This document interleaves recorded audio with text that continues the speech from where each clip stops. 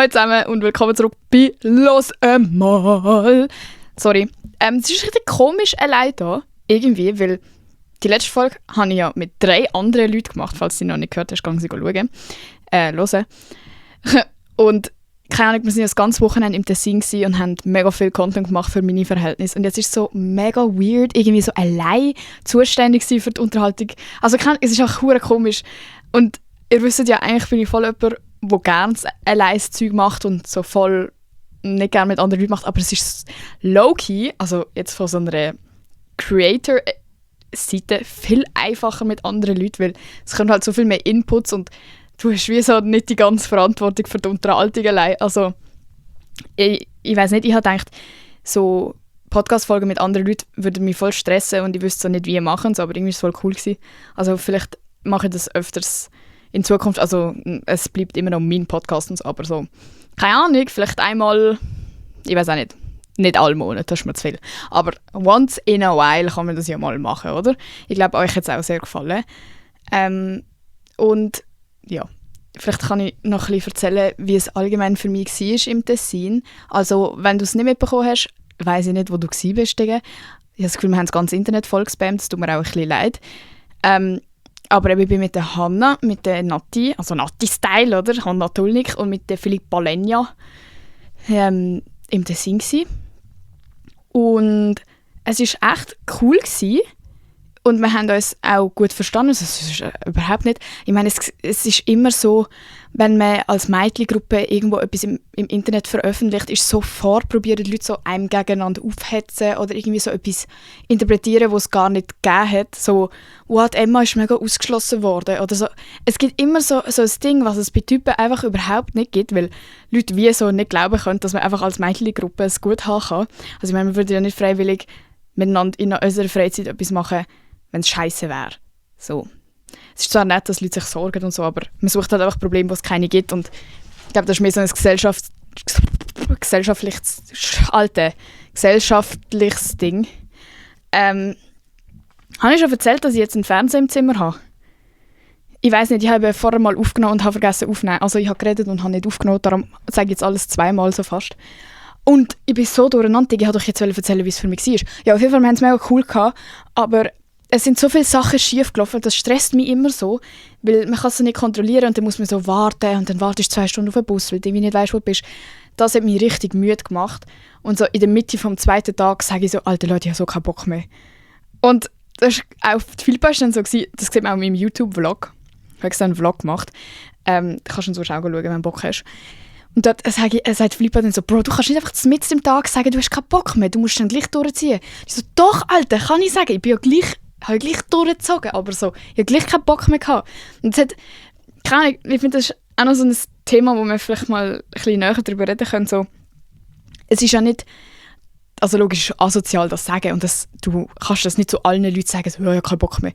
Aber in dieser Konstellation habe ich gewusst, so, das stört die Leute nicht, wenn ich das einfach sage.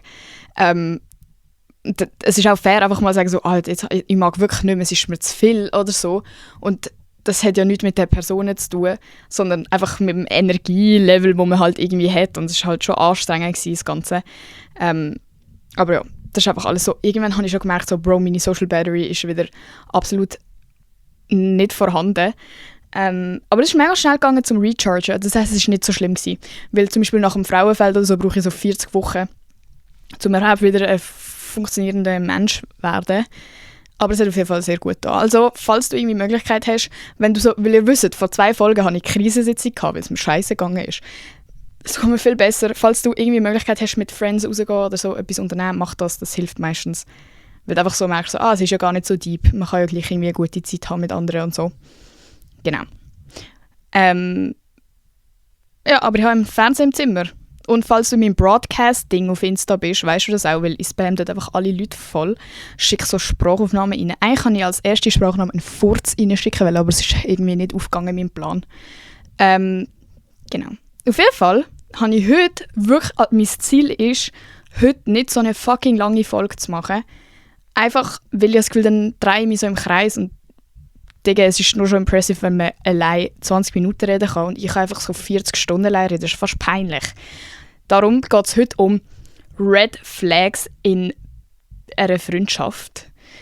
Weil ich bin so ein bisschen ins Nachdenken gekommen. Erstens haben das sich viel von mir gewünscht, aber zweitens, im Podcast von, ich weiß gar nicht mehr, ob in meinem oder in dem von der Nati, wir haben ja für beide Podcasts eine Folge aufgenommen, alle miteinander, haben wir halt auch so ein bisschen über das Fake-Friends-Thema geredet und so. Und mir ist aufgefallen, Bro, ich bin wirklich immer die schlimmsten Geschichten hat, weil ich auch einfach so ein Opfer war, das wirklich nicht einschätzen konnte, ist jetzt das normal, ist das fake, ist das gut, ist das schlecht. Ich habe immer die schlimmsten Kolleginnen gehabt, auch weil ich einfach nicht Nein sagen konnte und allen wollte gefallen. Und das Gefühl, andere Leute haben das besser im Griff gehabt, schon von einem jüngeren Alter und ich halt so gar nicht. Und darum hatte ich auch so abgefuckte Freundschaften gehabt schon. Und darum bin ich echt Profi im Red Flags erkennen. Mittlerweile. Dazumals logischerweise nicht, aber irgendwie muss man es ja lernen. Ja, ich würde sagen, es kommt voll aufs Alter drauf an und darum, ich weiss, es hören mir auch viel Jüngere zu und ich glaube, die Fragen kommen auch eher von jüngeren Leuten. Ich glaube, wenn man so ein bisschen älter wird, geht es mehr so darum, wie werde ich diese Friends los, wo ich merke, sie sind nicht gut für mich. Aber dann merkst du es schon, weißt, du bist schon einen Schritt weiter. Wenn man jung ist, man weiss gar nicht, wie man es checkt. Ist jetzt das eine gute Freundschaft? Wir schreiben täglich irgendwelche ganz junge Leute und sind so, hey Emma, und dann so basically, meine Kollegin sagt mir jeden Tag, wie hässlich das ich bin und macht mir vor all meinen Friends runter und sagt, ich bin hässlich und sie lässt in Gruppenchats über mich. Findest du, ich sollte noch weiter mit ihr befreundet sein? Und da denke ich so, Mädchen, lies deinen eigenen Text, du weißt es doch schon, aber es ist wirklich, also das ist auch kein Judgment, ich verstand das, weil man sieht es in diesem Alter einfach noch nicht so. Man fühlt sich so abhängig von diesen Freundschaften, vor allem weil man halt in der Schule ist und in diesem Umfeld so wie gezwungen ist zu bleiben und du kannst nicht einfach sagen, ja, ich sehe euch jetzt alle nicht mehr, weil du musst jeden Tag fucking mit diesen Leuten zusammen sein, die meistens dann auch noch so gemein sind. Also ich kann euch beruhigen, erstens, irgendwann wird es besser, die Leute sind nicht mehr so asozial und zweitens, irgendwann spürt man das auch besser raus. Aber ja, vielleicht eben so allgemeine Red Flags in Freundschaften sind for real das Lästern. Also ich wünschte, es ist ja so unterhaltsam und ich meine, ich habe ja auch eine ganze Folge über Gossip gemacht und Lästern und bla bla bla. Und eben, es ist so, man muss so verstehen, ist das jetzt ein Lästern, wo man kurz quasi Frust ablassen muss und das ist auch fair. Jeder braucht jemanden, um mal ein bisschen rauszulassen, das hat mich so aufgeregt. Aber ist es das hat mich so aufgeregt und ich will jetzt mit dir darüber reden, weil du bist meine gute Kollegin, oder ist es jemand anders in den Dreck ziehen, ohne Grund, ohne wirkliche Substanz. Es ist dann einfach so, oh mein Gott, hast du gesehen, was die Amira anhat? Oh mein Gott, das ist so hässlich. Und dann so, hihihi. Und dann erzählst du es den nächsten 5 Leuten und irgendwann hasst die ganze Schule die arme Amira, obwohl sie nichts falsch gemacht hat. So. Das, wenn du merkst, jemand braucht deine Freundschaft wirklich auch nur zum Lästern oder zum Sachen über die herausfinden. Ich meine, Lästern ist ja oft so ein Geben und Nehmen. Meistens, wenn jemand etwas erzählt, hast du dann auch das Bedürfnis, selber noch etwas zu droppen. Und so mäßig, ich komme zu dir und sage dir, Alter, weißt du, was habe ich über den Alex herausgefunden? Und dann du so, oh mein Gott, was, wirklich? Weißt du, was habe ich über Sandra herausgefunden? Weißt du, so das ist einfach keine gute Freundschaft und ich verstand, es ist unterhaltsam und eben, wir machen das alle zwischendurch oder haben es alle schon mal gemacht, aber ich glaube, was wichtig im Kopf zu denken ist dann auch so, okay, aber das ist keine gute Freundschaft. Weil oft denkt man, wenn man halt so geheime Sachen miteinander teilt, das bedeutet, man ist auch gut befreundet, aber das bedeutet es überhaupt nicht. Das bedeutet einfach, dass die Person wahrscheinlich kein Geheimnis behalten kann, dass sie ihre Energie verbraucht, um einfach alle anderen Leute schlecht zu machen, anstatt mal an sich selber zu arbeiten. Und es sagt auch etwas Schlechtes über dich aus, wenn du die ganze Zeit nur mit so Leuten chillst. Also niemand will mit jemandem chillen, der einfach nur so eine Lästertante ist. Und ich meine das überhaupt nicht böse, weil ich bin selber auch schon so gewesen. Und ich bin auch heute noch, rede gerne über so Sachen, weil es auch interessant ist und du lernst so viel über Leute und bla bla, weißt. Aber man muss wie die Art und Weise ein bisschen im Auge behalten. Und was auch fucking richtig schlimm ist, sind so die Kolleginnen, und das hat man, glaube ich, immer am Anfang von der Pubertät, oder so, eigentlich während der ganzen Pubertät war es bei mir so gewesen, dass ich Kolleginnen hatte, die explizit mir haben müssen ins Gesicht sagen, was sie an mir hässlich finden, wie ich das Aussehen habe, wie sie besser sind als ich, oder weißt du, so der ständige Vergleich. Und was vielleicht auch wichtig ist zu wissen, dass der Vergleich, das ist nicht die Schuld von diesen Mädchen. Also wir alle vergleichen uns ständig miteinander, weil das einfach so ist, wie die Gesellschaft funktioniert. Wir werden von klein auf so erzogen, dass «Hey, schau, Stefanie ist besser gewesen als du musst auch so gut sein.» Und man wird einfach als Mädchen so oft gegeneinander aufgestellt, auch von den Typen. Eben, wir haben auch im Podcast darüber geredet, sorry, falls ein paar Sachen sich so wiederholen, wenn ihr alle die anderen Podcasts auch gehört habt, dass irgendwie so Listen erstellt werden. Und nachher heisst es, ja, die Emily ist die hübscheste und die Sandra ist die zweithübscheste und irgendwo zuunterst ist dann die Alexandra, wo einfach das ganze Leben, also die ganze Pubertät nachher denkt, oh mein Gott, ich bin die Letzte auf der Liste, niemand hat mich gerne, ich bin fucking hässlich. Und jetzt hasse ich dafür die zuoberst auf der Liste waren, weil sie sind besser als ich. So, man lässt sich so fest beeinflussen von Meinungen von anderen und man wird so gegeneinander gepusht und jetzt hat sie ihn bekommen. Wenn man streitet so um einen Typ und so, anstatt einfach miteinander zusammen irgendwie mehr so die weiblichen Freundschaften pflegen. Es ist immer wichtiger, was mit dem Typ läuft. Und das ist in der Pubertät ja auch extrem so. Also bei mir kann ich sagen, alle die Sachen, die meine Kolleginnen gemein zu mir waren, über mich gelästert haben, das war nur wegen Typen gewesen. Entweder weil der Typ irgendeinen Scheiß erzählt hat, oder weil man eifersüchtig aufeinander war, oder weil beide den gleichen Typ haben wollen. So. Und das ist einfach etwas so, sind nicht allzu innerlich hässig auf Leute, wenn es so um das Vergleichen geht und so, weil wir können ja alle eigentlich nichts dafür und das ist alles Teil von einem grösseren Problem. Aber was wichtig ist, ist das zu checken und zu sehen, dass man auch aufhören kann mit diesem Vergleich und miteinander abmachen. Und auf jeden Fall, das war jetzt ein mega langer Punkt gewesen. Aber was ich damit will sagen ist, es ist nicht normal, wenn deine Kolleginnen zu dir kommen und sagen, also das T-Shirt würde ich nicht mehr anlegen, du siehst irgendwie fett aus drin. Oder willst du dich nicht ein bisschen mehr schminken? Irgendwie, weißt du, siehst so jung aus. Bro, ja, ich bin auch 12. Mir hat das wirklich eine gesagt, meine beste Kollegin damals, hat mir gesagt, ich muss anfangen mich schminken, weil ich aussehe wie ein Kind. Sie hat mir gesagt, wie ich mich anzulegen habe, was ich für Haare machen soll, damit ich älter aussehe. Und jetzt, wenn ich zurück an das denke ich, Bro, ja, aber ich bin ja auch selber schuld, dass ich das mit mir machen lassen habe. Aber das stimmt nicht.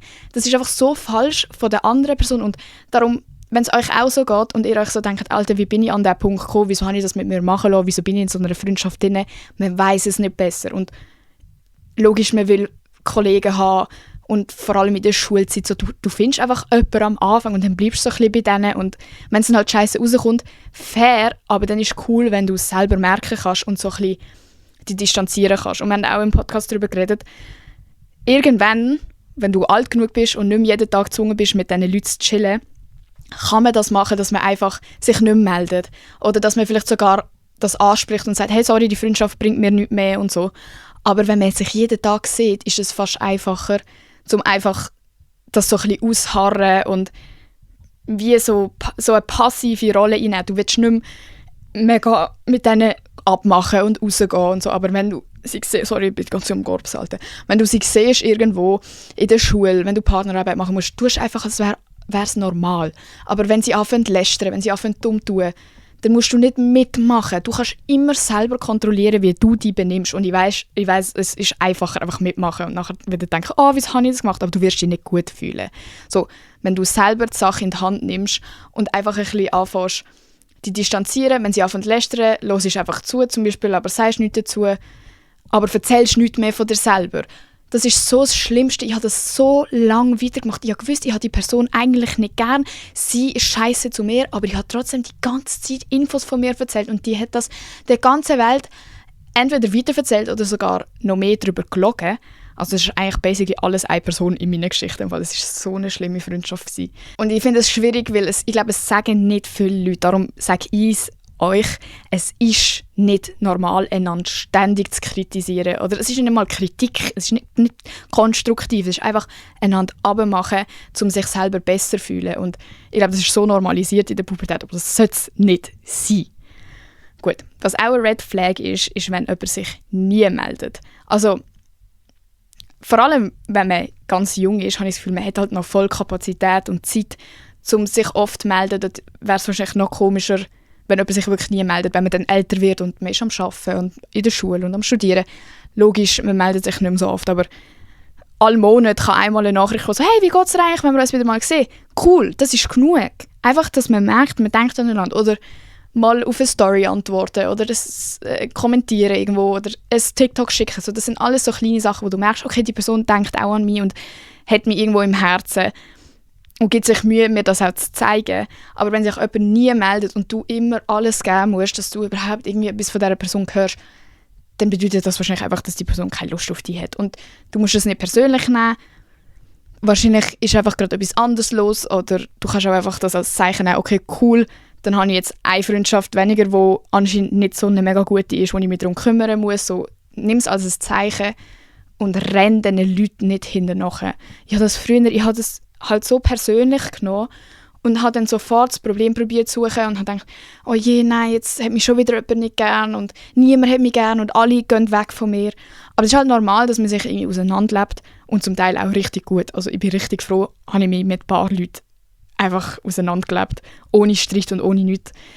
Und ja, und vielleicht auch allgemein zu dem so auseinandergehen. Ich würde wirklich, weil ich habe das zu oft gemacht, dass ich so voll die Konfrontation gesucht habe und so voll das Gespräch gesucht habe mit Leuten, die nicht parat waren, um überhaupt mit mir darüber zu reden. Es war so klar, wenn man es von außen angeschaut hat, Bro, probier es gar nicht erst. Erzähl denen nicht, was dein Problem mit ihnen ist. Gang einfach. Aber ich habe immer probiert so, hey, ja, weisst, mir passt das nicht und darum, also Bro, das war so verschwendete Energie gewesen und die sind so hässig geworden danach, weil eben, es gibt einfach Leute, die können wirklich nicht umgehen mit Konfrontation und ich hatte mit so vielen Leuten Streit gehabt. Also ich habe das Gefühl, meine Jugend war nur Streit gewesen. Ich habe immer mit Leuten gestritten, weil ich so probiert habe, irgendwie das zu erklären oder mit zu rechtfertigen, wieso und warum. Aber gewisse Leute sind es halt einfach nicht wert und darum eben probieren so gut wie möglich entweder so ein bisschen, eben einfach so gleichgültig sein, so, ja, wir können es schon okay haben miteinander, wir können einander Heu sagen, wir können eine Gruppenarbeit miteinander machen oder keine Ahnung, im Bus miteinander reden, wenn man gerade nebeneinander hocken muss oder so, aber nicht mehr. Lieber so das durchziehen, als sofort so auf Konfrontation, so, weisst du regst mich so auf und so, weil gewisse Leute sind es einfach nicht wert. Andere Red Flag ist, wenn sich Leute zwar melden, aber sie melden sich nur zu gewissen Themen oder um einfach über sich selber zu erzählen. Und es ist fair, also es kann ja nicht immer gleich sein. Es gibt Phasen, da braucht jemand mehr Redebedarf oder mehr zu erzählen und du selber vielleicht gar nicht und dann hörst du einfach zu und so. Aber wenn es wirklich immer so ist, zum Beispiel, ich habe eine Kollegin, die meldet sich basically nur, wenn sie über Typen reden will und irgendwie von sich selber etwas zu erzählen hat. Das ist dann nicht mal so, dass ich auch etwas von mir erzählen soll oder so, sondern einfach nur ihr eigenes Zeug. Und ich bin wie egal. Ich glaube, sie können auch mit einer Wand reden und das erzählen. Und das würde sich für sie genau gleich anfühlen. Es geht ihr null um mich und null darum, so eine Freundschaft aufrechtzuerhalten. Also, sondern ich glaube, ihr gefallen einfach so meine Reactions dazu. Weil ich bin halt ein guter Gesprächspartner. Ich bin so, was, krass, cool, haha. Und das fühlt sich halt gut an. Aber über mich wird dann nichts gefragt. Und jedes Mal, wenn ich heimgehe von so einem Treffen, denke ich mir im Nachhinein so, Bro, nein, wieso bin ich gegangen? Und dann gehe ich aber wieder und habe wieder so die Hoffnung, so, ja, vielleicht jetzt und so. Aber nein, es gibt einfach Leute, die, sorry, jucken sich einfach null um dich. Du bist denen so scheißegal. Und das ist auch ein Red Flag. Oder eben, wenn sie nur, nicht mal um ein spezifisches Thema, aber nur für sich selber und ich bin so eine Arme und ja, und weißt und irgendwann weisst du einfach nicht mehr, was sagen. Weil so, du kannst halt nur begrenzt etwas sagen und wenn es dann scheißegal ist, wie es dir geht, zum Beispiel auch, oder das merkt man vor allem in Zeiten, wo es einem selber schlecht geht und man das klar auch irgendwie zeigt, also logisch, du musst ja nicht angehen und sagen, hey, mir geht's scheiße, bis jetzt da für mich, aber Leute merken eigentlich, wenn es jemandem nicht gut geht in ihrer Nähe. Jetzt läuft meine Mutter auf, ich habe irgendwie das Gefühl, Besuch ist da. Ja, wenn es euch scheiße geht. So, es gibt Leute, die merken das und geben sich Mühe, um für euch da zu sein. Und das eben, sind auch kleine Sachen. Niemand ist verpflichtet, für euch da zu sein. Aber ihr merkt dann einfach, okay, das ist eine gute Kollegin. Und dann ist es auch deine Aufgabe, Alter, die Kollegin in deinem Leben zu behalten. Weil ich weiss, amigs sind das so Freundschaften, wo man denkt, mega langweilig, irgendwie so, Weil das sind halt nicht die, wo die ganze Zeit gossipt wird und oh mein Gott, Drama. Sondern das sind einfach so normale, gute Freundschaften, wo du einmal im Monat so ein bisschen miteinander etwas zu hast. Aber die Leute sind dann für dich da, wenn etwas ist. Und das ist so wichtig, weil ich habe auch schon Phasen in meinem Leben gehabt, wo ich gemerkt habe, Scheiße, Alter, ich habe wirklich nur die falschen Kollegen ausgesucht und die guten gehen lassen oder irgendwie mich nicht um die gekümmert und ihnen auch nicht mehr geschrieben und mich nicht gemeldet. Und das ist vielleicht auch allgemein ein Tipp so, oft denkt man sich so, was meldet der oder die sich nicht? Und dann, wenn du aber überlegst, so, Bro, du hast dich selber nicht gemeldet. Also es gehören immer 2 dazu. Und vielleicht lieber meldest du dich 2-mal zu viel und merkst dann nach dem 3. Mal so, okay, ich glaube, es liegt einfach daran, dass die keinen Bock hat, wenn du dich die ganze Zeit meldest. Aber es gibt auch Phasen, wo jemand keine Zeit hat und es ist so wichtig, darauf zu hören, was Leute sagen. Zum Beispiel, ich habe eine ganz gute Kollegin, wir sagen dann die ganze Zeit ehrlich so, hey, ich würde mich mega freuen, die wird jetzt sehen. Und dann sage ich vielleicht, hey, ja, sorry, aber ich habe gerade so zu viel und ich mag gerade nicht, aber dafür können wir in 3 Wochen oder 2 Wochen oder so. Und dann sagt sie, ja, okay, cool, mega, freue mich. Und dann ist alles okay. Oder irgendwie so, ja, kein Ding, so wenn du merkst in der Kommunikation, dass die Leute wirklich nett sind und die akzeptieren, für wer du bist und die nicht in etwas reinzwingen wollen. Genau gleich Red Flag, wenn die jemanden schlecht fühlen lässt dafür, was du gerne hast und was du nicht gerne hast. Zum Beispiel, was bist du für eine Langweilige, kommst nie an Partys. Bro, das sind keine guten Kollegen. Meine Friends wissen alle, ich gehe nicht gerne in den Ausgang. Trotzdem fragen sie zwischendurch mal, damit ich halt auch gefragt worden bin. Das fühlt sich ja auch scheiße, wenn nie überhaupt gefragt wirst. Sind sie so, hey, sie sagen wie so als Info, hey, wir gehen im Fall am Samstag, hast du Lust mitzukommen? Kannst du im Fall sagen, gell? Und dann bin ich so, nein, aber danke, ich habe keinen Bock. Und dann sind sie, ja, easy, dann nächstes Mal vielleicht. Weißt du, hure cool. Nicht so, dass du bist so uncool und Mann, mit dir kann man nie rausgehen. Und dann fragen sie dich nie mehr oder so. Und denkt vielleicht auch selber daran, eure Friends mal zu fragen, so, hey, hast du auch Lust mitzukommen? Weil es fühlt sich so scheiße an, wenn man die Person ist, die ausgelassen wird. Und keine Ahnung, es ist einfach halt auch eine Sache von der Zeit. Eben, Leute lernen erst in der Pubertät oder nach der Pubertät kommunizieren. Und ich glaube, das kann man nicht erwarten, wenn man 14 ist, dass Leute, oder vielleicht heutzutage schon, aber bei mir früher war es nicht so zu erwarten, dass Leute gesagt hätten, hey, wenn du Lust hast zu kommen und wenn nicht, ist auch egal. Weißt du, wir sind alle so eingeschnappt gewesen und vielleicht denke auch daran, so, ihr seid so voller Hormone und man ist gestresst und man sucht die ganze Zeit das Problem bei sich selber, man ist so unsicher, aber nicht alles ist ein Angriff gegen dich und auch nicht alle meinen es böse mit dir, aber definitiv meinen es auch nicht alle gut mit dir und ich denke, es ist wichtig, sich mit sich selber zu befassen und wissen, was man gerne hat von einer Freundschaft. Zum Beispiel, wenn es dich gar nicht juckt, wenn sich jemand nie meldet, weil du auch keinen Bock hast, dich zu melden, fair, dann ist das eine coole Freundschaft. Aber wenn du jemand bist, der das zum Beispiel täglich braucht, dann musst du auch Friends suchen, die täglich sich melden, damit du zufrieden bist. Und darum vielleicht, bevor ihr so das Problem bei euren Friends sucht oder so, wie finde ich neue Kollegen und so, befasst euch einfach erstmal mit euch selber und dann wird alles irgendwie kommen, weil sobald du weißt, was du willst, fallen dir Sachen auch viel mehr an andere Leute auf und du kannst es dann gezielt appreciaten und so auf das eingehen. Wenn ich nicht weiss, was ich will, habe ich keine Ahnung, auf was schauen bei anderen Menschen. Oder wenn ich nicht weiss, was mir nicht gefällt. Zum Beispiel, ich weiss genau, gewisse Sachen fucken mich so ab, wenn Leute zum Beispiel spezifisch etwas sagen. Wenn das dann jemand sagt, weiss ich sofort, oh mein Gott, das könnte nie eine Kollegin von mir werden. Aber wenn du das alles nicht weißt, dann akzeptierst du auch irgendwie einfach alles. Und vielleicht noch so zum Thema überhaupt Friends finden und so. Ich meine, es gibt Bumble für Friends, es gibt das ganze Social-Media-Zeug, das würde ich aber wirklich erst, wenn wir erwachsen sind, machen.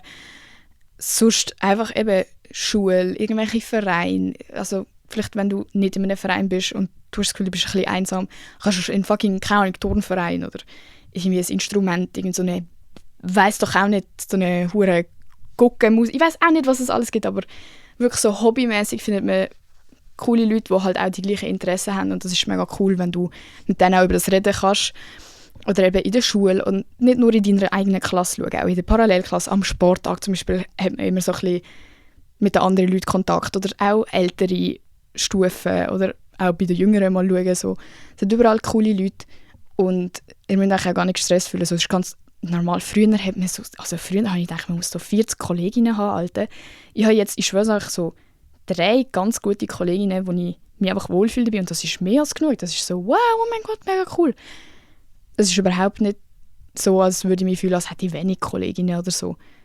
Und es wird dann halt mit der Zeit, mit dem Alter immer mehr so, dass du halt so wie Bekanntschaften mehr hast und man hat es zwar gut miteinander, aber man sieht sich nicht wirklich und man hat aber wünscht einander gleich alles Gute so. Und das ist halt ganz normal, man lebt sich mit allen eigentlich basically auseinander. Und ja, wenn man so im jüngeren Alter ist, ist es vielleicht nicht so. Ich weiss, die Folge war jetzt ein bisschen durcheinander gewesen, von wegen mit Pubertät und dann wieder im älteren Alter. Aber ja, ich glaube, ich hätte das von Anfang an können sagen. Es ist, glaube ich, schon ein bisschen mehr um das gegangen, während man noch nicht so Ahnung hat. Weil das Gefühl, so Red Flags und so, das ist uns ab irgendeinem Punkt eben so wie bewusst. Und ja, ich denke, es ist einfach wichtig, dass man dann auch für sich selber einsteht, egal jetzt, wie alt du bist. Und auch wenn es schwierig ist, wenn man zum Beispiel denkt, wow, dann habe ich gar niemand mehr oder so, das stimmt nicht. Du hast immer jemanden, wenn es auch Familie sind oder irgendwelche Internetkollegen, so, Bro, man findet immer jemanden. Und lieber chillst for real allein, als mit Fake-Leuten oder Leuten, die dich schlecht fühlen lassen, weil es wird dir einfach besser gehen, sobald die Last von dir, weil du fühlst dich ja die ganze Zeit so, als würdest du dich selber so betrügen, wenn du mit falschen Leuten chillst. Genau. Ich hoffe, das war jetzt nicht zu gestresst gewesen. Ich weiss nämlich nicht, wie man kurze Folgen aufnimmt und ich habe es jetzt einfach mal probiert. Schreibt mir gerne, was ihr nächste Woche hören würdet und ihr könnt mir sonst auch mal schreiben, was ihr gerne für Gäste hättet. Gäste. Eben, wenn ich mal eine Folge machen würde, wo ich nicht allein bin. Einfach, dass ich das so ein bisschen anfangen aufschreiben. Und ich würde sagen, wir hören uns nächste Woche. Folgt dem Losemal-Account auf Instagram. Schau dir unbedingt meinen YouTube-Vlog an, weil der war wirklich, ich finde den wirklich noch lustig. Und, noch ein fucking Appell. Leute, ich mache im Fall meine Insta-Feed-Posts nicht nur zum Angüchseln. Ihr könntet auch etwas kommentieren. Wenn ich so sage, haut mal eure Tipps raus, dann ist es asozial, wenn ihr die mir einfach in den DMs schreibt. Alle anderen Leute werden es auch sehen. Hä? Ich habe euch besser erzogen als das. Nein, ich verstehe es auch, wenn es unangenehm ist, weil so öffentliche Profile und bla bla. Und dann wissen eure Friends, dass ihr das kommentiert habt. Aber hallo, wir haben grosse Eier da in diesem Clan. Okay, tschüss, macht's gut.